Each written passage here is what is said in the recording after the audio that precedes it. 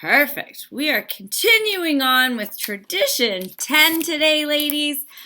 So first up, we're going to read short form, long form from the big book. We're going to read from the illustrated 12 Traditions pamphlet, and then we will do a group read of the 12 by 12 Tradition 10. So if you have your 12 by 12 and you would like to be a reader, please put up your hand. And then we have our questions. All right. So we have got, first up is the short form of Tradition 10. 562. Alcoholics Anonymous has no opinion on outside issues. Hence, the AA name ought never be drawn into public controversy. Long forms goes like this. No AA group or member should ever, in such a way as to implicate AA, express any opinion on outside controversial issues, particularly those of politics, alcohol reform, or sectarian religion. The Alcoholics Anonymous groups oppose no one. Concerning such matters, they can express no views whatever. All right, now to our handy-dandy pamphlet.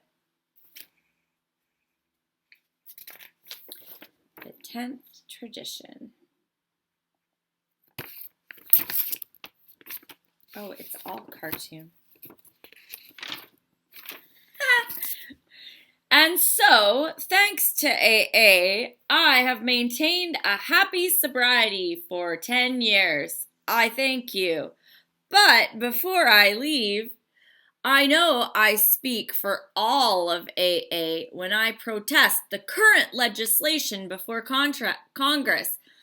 I refer to that infamous piece of rubbish known as House Bill number X71112.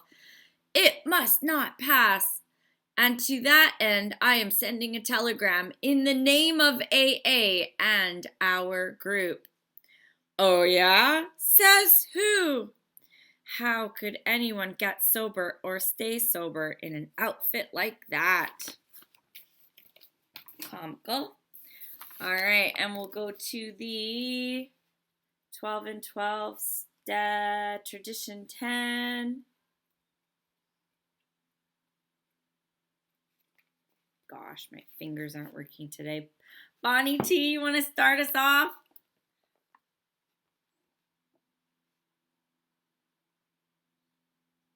Hi, everybody. My name's Bonnie. I'm an alcoholic.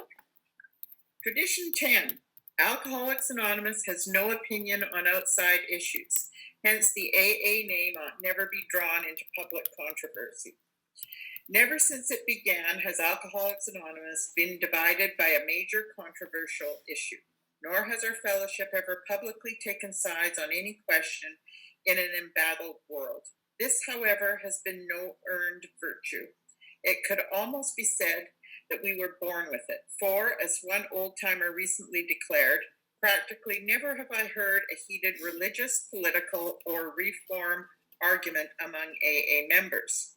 So long as we don't argue these matters privately, it's a cinch. We never shall publicly.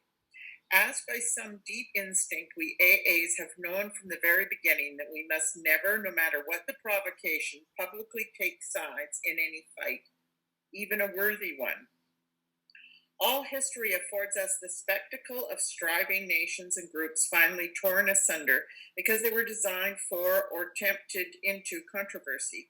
Others fell apart because of sheer self-righteousness while trying to force upon the rest of mankind some millennium of their own specification. In our own times, we have seen millions die in political and economic wars, often spurred by religious and racial difference. We live in an imminent possibility of a fresh Holocaust to determine how men shall be governed and how the products of nature and toys shall be divided among them. That is the spiritual climate in which AA was born, and by God's grace has nevertheless flourished. Pass. Thank you so much, Bonnie. And Bonnie, stick around at the end of the meeting. We need to connect you with someone. Okay. Thank you. Della. Good morning, ladies. Della Alcoholic. Let us re-emphasize that this reluctance to fight one another or anybody else is not counted as some special virtue, which makes us feel superior to other people. Nor does it mean that the members of Alcoholics Anonymous, now restored as citizens of the world, are going to back away from their individual responsibilities to act as they see the right upon issues of our time. But when it comes to AA as a whole, that's quite a different matter. In this respect, we do not enter into public controversy because we know that our society will perish if it does. We conceive the survival and spread of Alcoholics Anonymous to be something of far greater importance than the weight we could collectively throw back of any other cause.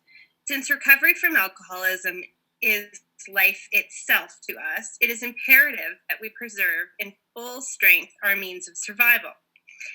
Maybe this sounds as though the alcoholics in AA had suddenly gone peaceable and become one great big happy family. Of course, this isn't so at all. Human beings that we are, we squabble. Before we leveled off a bit, AA looked more like one prodigious squabble than anything else, at least on the surface. A corporation director who had just voted a company expenditure of $100,000 would appear at an AA business meeting and blow his top over an outlay of $25 worth of needed postage stamps. Disliking the attempt of some to manage a group, half of its membership might angrily rush off to form another group more to their liking.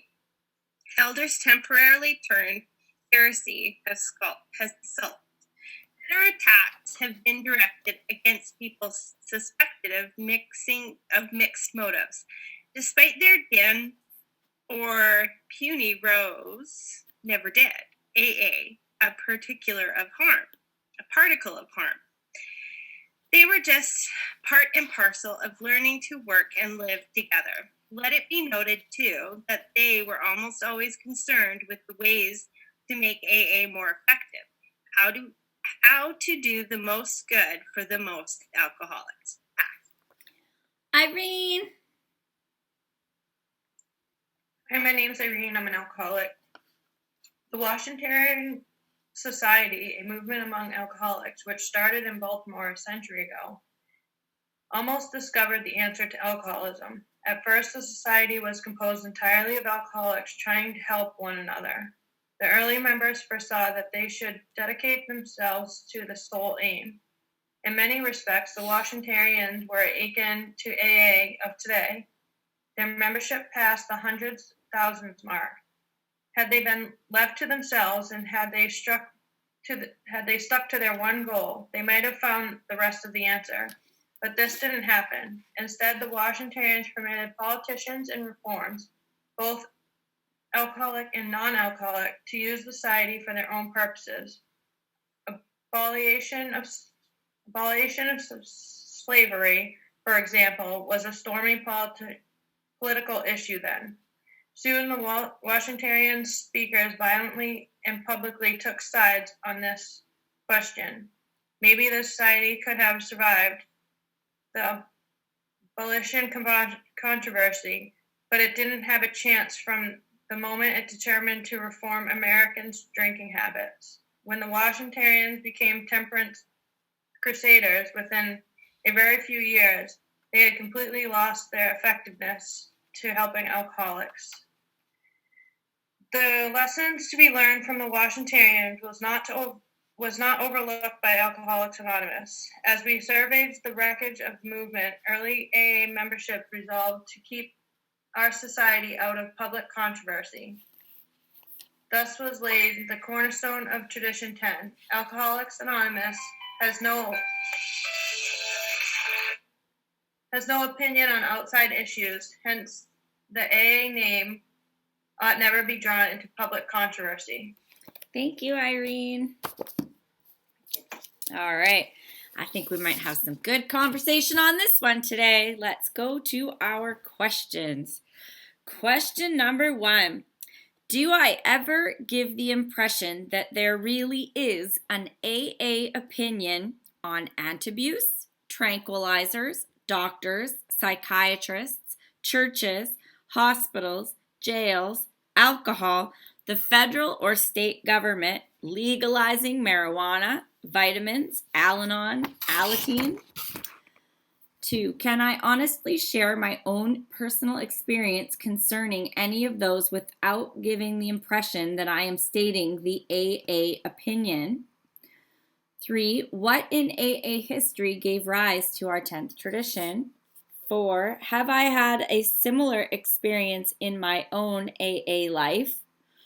5, what would AA be without this tradition? Where would I be?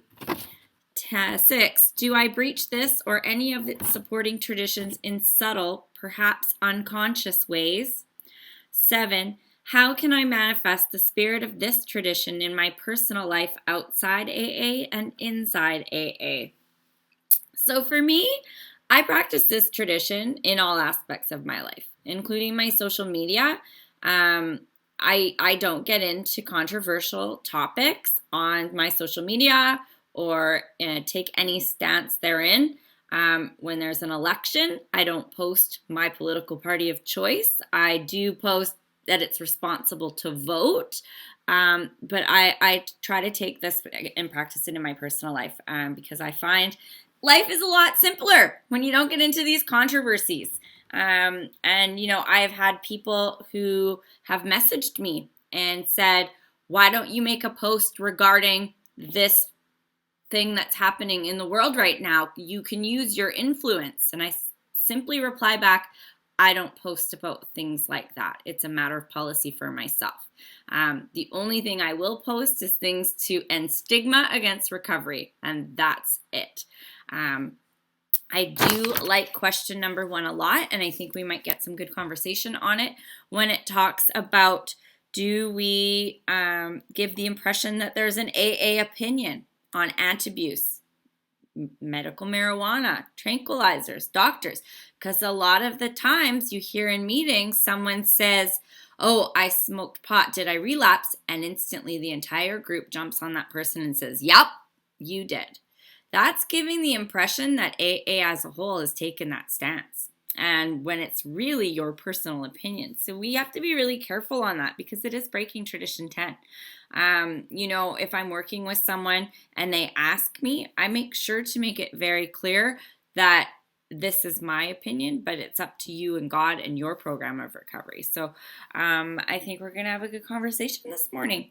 And starting us off, Deb, your hand's still up. Do you want to share? Got to unmute. There you go. Oh boy. I love this tradition. I think that it's absolutely imperative on AA as a whole. And I know that in my personal life, this has caused a lot of issues because I am so politically different from my family.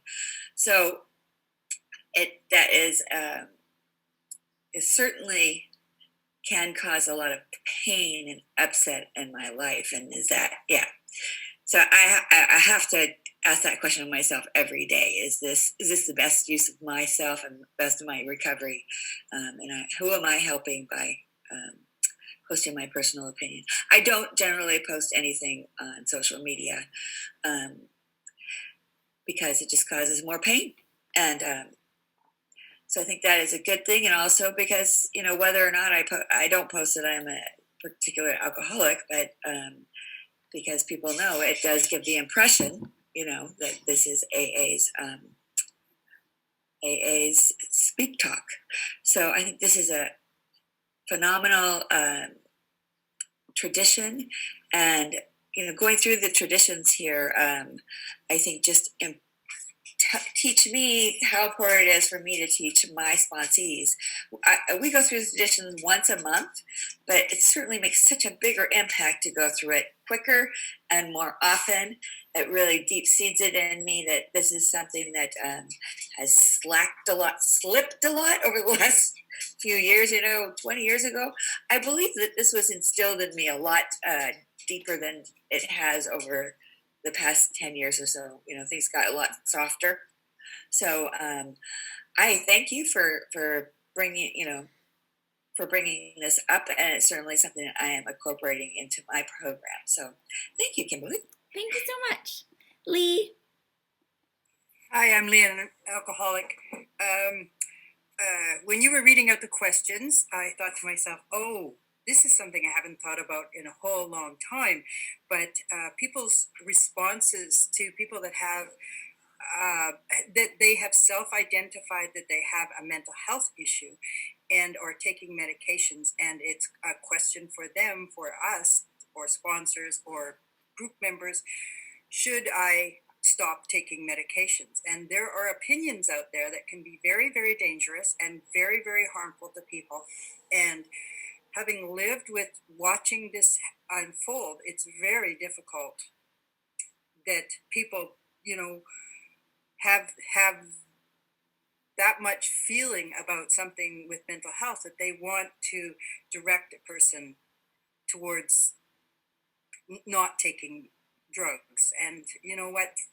That's just not a good thing to do. I don't think there's many people that would be going around saying, well, you have to stop your insulin because, you're not supposed to take drugs in AA. So that sort of came to mind as a big, it was like a boing in my head. I just haven't thought about that in such a long time, how picking up the pieces of that can be very, very difficult for everybody. So the other thing I thought was the question about my own personal life and how I post and so on like that. I don't ever think of myself as wanting to represent AA as a whole, for sure. But I know sometimes there is that ability when you're discussing something to have it connected by people. And I'm not sure always how to disconnect that, because I do have opinions on issues. I wouldn't post it as a representative of AA, or nor would I mention that I was a member of AA if I was doing something about politics or any of that sort of thing. So I think I'm going to try and spend some time thinking about that issue as I am going ahead, because I am opinionated, and that's the way it is. So I have to sort of live with that idea, and I'd really rather not keep it all in myself sometimes. So thanks very much, and I look forward to people talking about what they're talking about. Thanks, Lee. Oh, it's so hard sometimes not to post things on Facebook when you see people, and I'm just like, oh, and I'm like, nope, not gonna do it. But I found different creative ways to have a positive influence on things like that, and not express my views, which has been fun. Marianne, hello. Hi, everyone. I'm an alcoholic. Oh, My name's wrong, Marianne. Sorry, New Jersey. It's Toronto. Well, you're next. Okay. Sorry, I gotta say Toronto or New Jersey. That's my fault. Toronto, you're up. Yeah, Toronto's first. Sorry, guys. I should know better. I am an alcoholic from Toronto. My name's Marianne.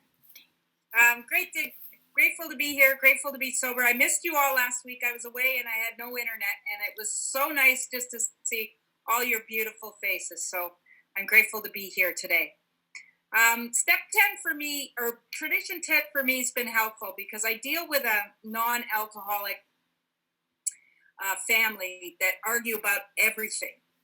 And when I was in my illness and being very sick, it made me very ill because I can't kind of decipher. So I get resentment and shame and hurt and anger.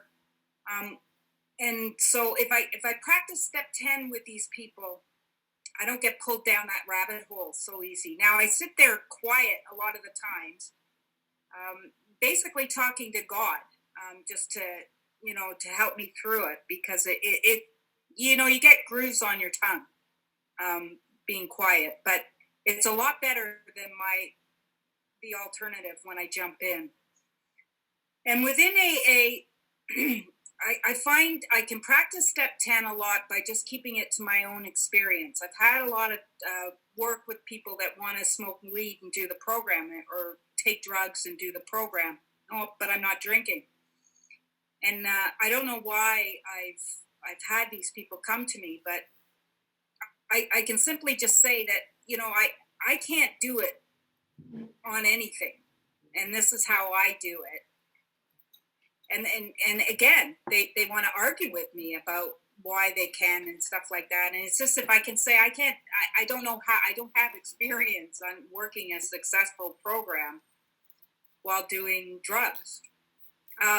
So it helps me. I mean, I want to be able to tell people how I do the program, but I've got to be careful because I'll I've gone through phases where I've talked from a hilltop saying, this is the way that we should do it. And I don't like to see that in the rooms. So it's great that they have that example of the Washingtonians, because we learn from others' mistakes too. We're listening in these rooms. It's and it's a good reminder that nobody's perfect in this, but if they share their experience of where they went wrong and maybe how you can avoid some pitfalls, it's great. So thanks a lot. It's great to see you all. Love you.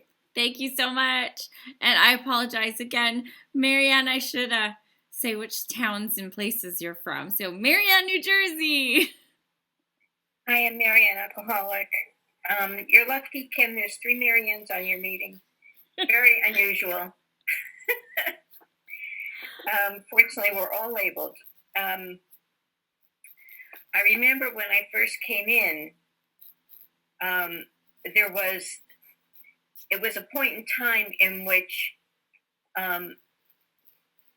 people considered real alcoholics were those who only drank and didn't use any kind of mental health medications or abuse of substances other than mental health treatment. But everything was lumped into no, you can't do that if you're working the program. And I'm a nurse, so I knew better than that. And so I dismissed that whole idea out of hand, but that's only because I had a background in it. And I heard a lot of people in the rooms, just say, no, you can't be on any kind of psychotropic from your doctor if you're going to run this program.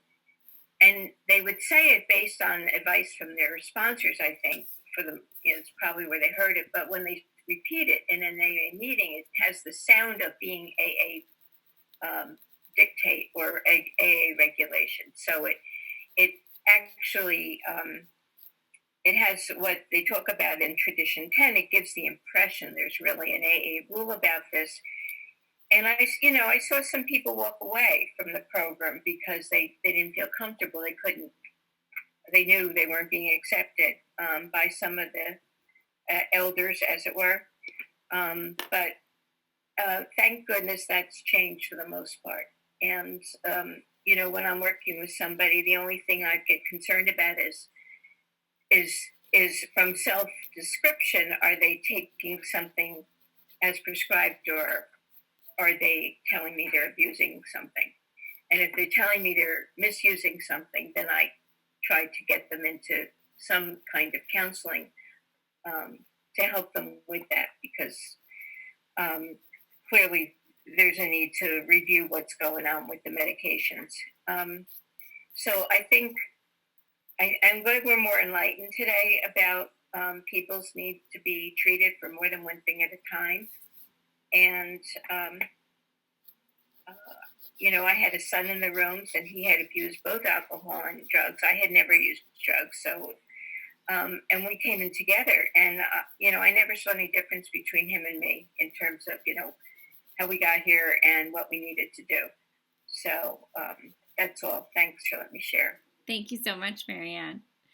Yes, I'm very careful with the names. There was a girl in my local community, and her name was Kim, and they used to call her the other Kim, and it bothered me so much. So I do apologize. I will refer to you guys by your states and cities. Kelly D. Can you hear me? Yeah, sure can. Hey, hi, Kim. Hi, everybody. My name is Kelly. I'm an alcoholic. It's great to be here with you, ladies. Okay, so I am looking at the aspect of mind my own business. Like, am I obey?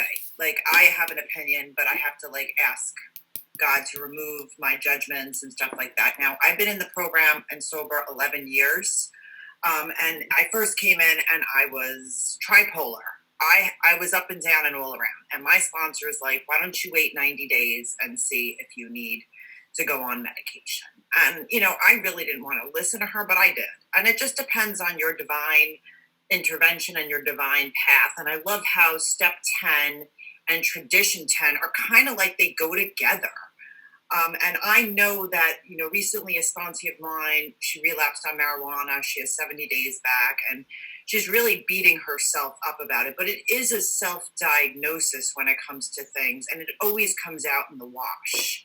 And, you know, God's going to take care of it. And that's one thing that I have to remember, that, you know, AA is a very sick place. We're sick people trying to get well, and we all have our own process. But these traditions are put in place for a good reason, and opinions, like, you know, the word, and, you know, everybody has one.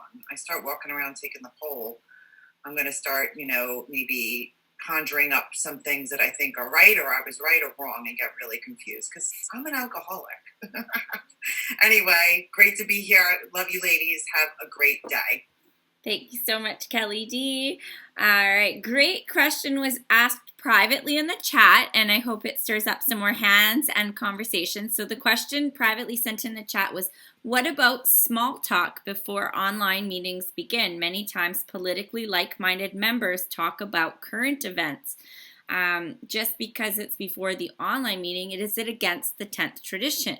Now, the 10th tradition doesn't state that we can't talk about any outside issues. It says we can't express them as if they're coming from AA as a whole.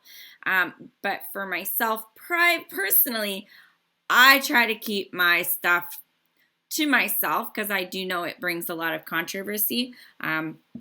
But it doesn't say we can't have our own opinions. It just says we can't express them as if it's AA's opinion. So it depends on how the conversation's going. You know, especially right now in certain countries, and you know what I'm talking about, there's big political sides. And, you know, you don't want your meeting or your online meeting to be branded as supporting one side or the other, which is the impression that can be made. You know, but lively conversation, if it's jovial, I don't see a problem with that personally. But if it's one-sided, it could have someone logging in and think, oh, this is swaying this way, and that could turn someone off. But yeah, the tradition states representing AA as a whole on an issue, that AA doesn't take a side. Any more hands want to come up? Join in the conversation.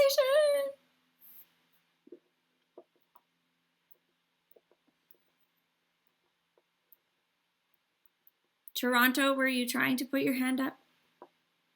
No.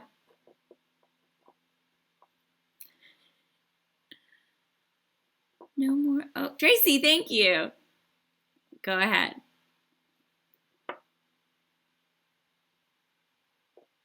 Are you unmuted? Muted. There you go. Hi, I'm Tracy, and I'm an alcoholic. That's my first time at this meeting.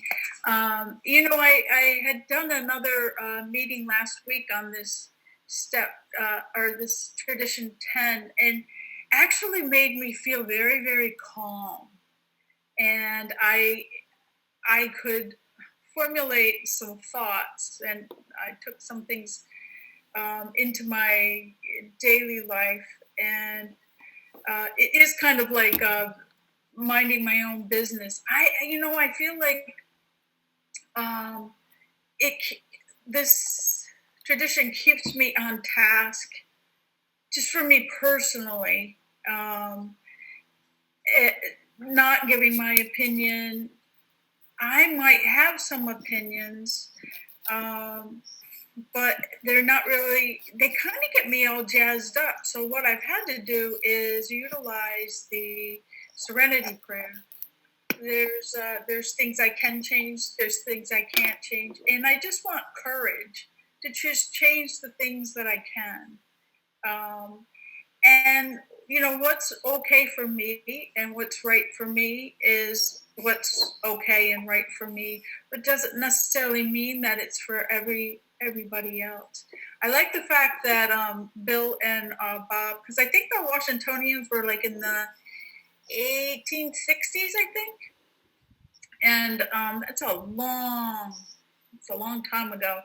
But they saw kind of where they went off, or at least their friend Ebby, because he just couldn't seem to stay sober. So they had changed it so that the things, at their time was all about slavery. So they jumped off of what they were trying to put together,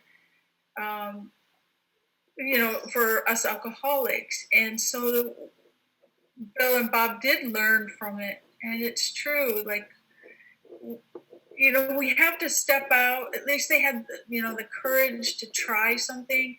It didn't work out real well for the majority of the people until Bob and Bill got a hold of the program and started, the steps and the traditions and yada, yada, yada. But it does,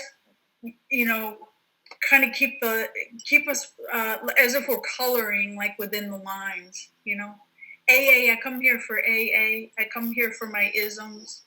I don't come here for anything else.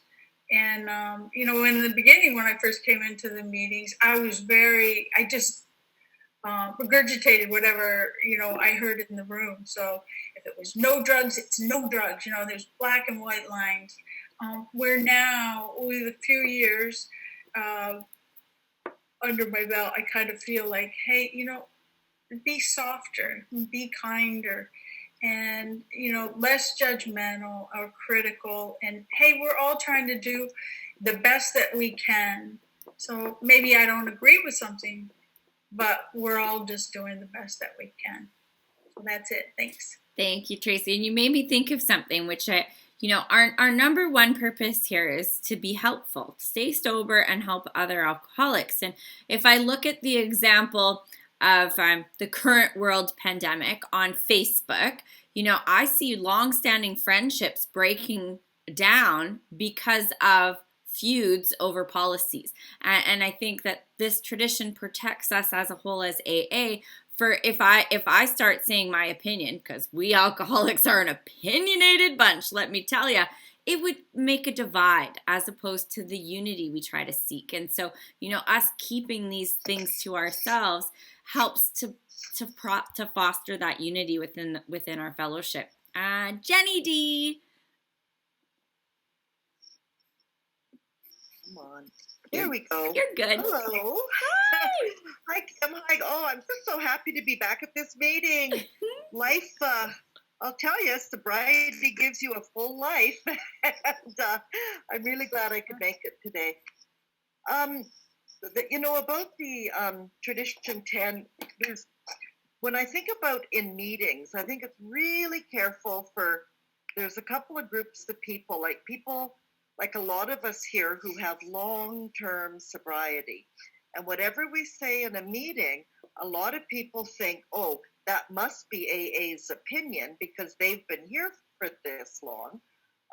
And so to be really, really careful, what I always say, if I'm saying something that I know is not part of the program or something that's my experience, I say, this is just my experience. This is just what's happened for me, because it's so easy for people to believe that we are making an AA statement when you've been around forever, or people that are really, the word's not opinionated, like forceful in the way they say things. They don't say things with doubt. They say things with certainty. And it's really just their opinion or their experience. Now, when it comes to social media, I have cut back like crazy. On my social media, which is only Facebook, I'm old, it's the only thing I know how to do. Yeah, but I'm not a representative of AA on my Facebook. 99% of the people know I don't drink. They know I'm sober. probably 70% of them know I'm sober in AA, but I do not write AA on my Facebook, but they know I'm sober. And that's just the way I do it. Personally, I'll tell anybody that I'm in AA and I'm sober, and if it wasn't for AA, I would be dead right now. But I don't put that. I did it once on my Facebook. I came out once, and it was at the beginning of the pandemic when I was opening up meetings for our local community here, and I wanted to make sure everyone knew. So I did it once, and that's it. In 30 years, social media hasn't been around for 30 years, but since I went on social media, I've done it once, and I felt it was important. And I don't care who else does, that's just for me. However, the whole divide, political divide, and now this whole pandemic divide, and I mean, you name it, we're divided. Maybe not we, but the people on social media. You can. So I started. I don't know what happened to me. The beginning of the pandemic, I was just, these people are doing this, and that's not what I think is right. So I just better put my opinion in there. And really, it had nothing to do with AA, but it caused discontent. And that's not what I'm supposed to be doing anywhere, is causing discontent or people to get riled up. And so I've really, really backed off on that. In our little community here, in our little AA community, it is right down the middle between this whole COVID thing. And people talk about it in meetings, and it's like we're in live meetings now. We're back to regular live meetings, and it's people know it's not an AA opinion, but it's causing angst in our groups, and I'm at this point I'm not quite sure where I want to go with that, but it's it's breaking some of our unity. Because, some people want to wear masks, some people don't want to wear masks, some people want to do this, some people don't want to do this. And it's hurting our unity, I believe. Anyway, that's just my 2 cents on it. And I'm really, really, really happy to be back here at this meeting. Thanks. I'm glad you're here too. And yeah, with that whole divide too, it's like the people who are in-person meetings versus Zoom meetings. It's a meeting. Pick what you like and do it. Mind your business on everything else, right? It's just like, I don't like the Tuesday meeting down at the church down there, so I don't go. I have a step group in my house on Tuesdays. I don't know why we have to be divided on in-person or not in-person or Zoom or not Zoom. Pick a meeting. Go to it. Nobody cared before what meeting you went to. Why would they care now? Just get better. All right, any more hands? Any more people waving? I don't see anybody waving. We haven't had anybody waving at me in a while. Most people have found their little buttons. Shall I just pick some people? I always love to hear my later taters. Mary Ellen.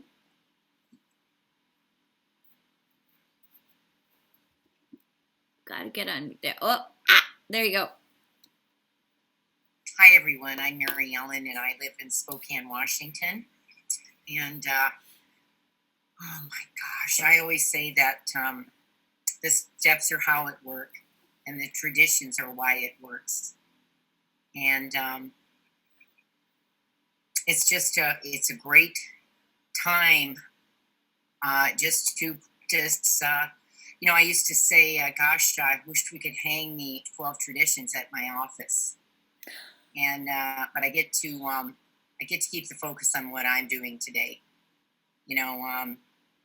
It's how am I showing up?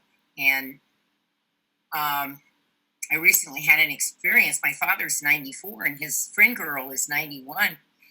And as has been mentioned, I simply do not discuss politics with anyone who is not like-minded. It's my opinion. And I stumbled across the fact that she and I are on different sides, and I just said a prayer. I noticed I was doing that 10th step. I was watching where I was selfish, dishonest, frightened, and I was disappointed. And there's that judgment. And yet I know what a wonderful woman she is. And so it was such a blessing or a lesson or both, that I just said a little prayer, that pause, ask for the right thought or action when agitated or doubtful, and the decision that I'm not running this. I get to hang my God suit up, and then I will be done is simply mean not wear my poopy pants, because I can be dressed up like a princess and got those poopy pants on underneath, and it's the same result. It's shit. So I just nicely said to her, you know what, you and I are just not going to be able to discuss this, and I love you. And she hesitated, and she said, well, you're probably right. God, do I love hearing that. Anyway, so just, I struggle with pot thing, but do you know that Alcoholics Anonymous does not even have an opinion on alcohol? And I'm glad that Bill had not heard of the Washingtonians at the time that this was all coming together. Is it odd or is it God? And I am so delighted that because of the traditions and practicing them to the best of my ability, and these tradition studies are just absolutely wonderful. I just get to keep an open mind. It's always that for me. Open mind and an open heart, and do no harm. When I wake up in the morning and I ask for that direction and guidance, I just imagine, the 11th step talks about visualization. And I went to the dentist's office this morning, and sometimes you hear things, and I just said a prayer and I visualized myself not having an opinion or just staying open and being kind. And that helps, not going into a place with an opinion. So anyway, I just get to get over myself and keep my harmometer either off or on neutral as to the best of my ability. And when I mess up, I clean it up as quickly as I can. And so, that 10th tradition, the Washingtonians they started strong and they got into outside issues, and they went down. And I'm glad that we can learn from that because, particularly, well, always. Anyhow, thank you, Kimberly, for calling on me. And it's good to see Della. And I have a new toothbrush and clean teeth. It's Yay! all good. That's fantastic. Gosh, I love this group and all the tidbits. I want to crochet that on a pillow. You and I are just not going to be able to discuss this. That's like my new motto in life. I'm just like, put that on a shirt, Kim. Oh, I friggin' love it. Thank you. Jan in Ohio. Hi, I'm Jan. I'm an alcoholic. I'm in Delaware, Ohio. Today is day 14 for me. So thanks to my sponsor. This is my second time at your meeting. I appreciate all this. I'm taking it all in. It's all new to me. So this meeting today is total education, and I get my 12 by 12 book on Wednesday. So I'm looking forward to that. Thank you for having me. Thank you so much, Jan. Awesome that you're here, and just keep counting those days. They add up quick, one day at a time. All right, ladies. Who else has something good to add to this amazing conversation this morning?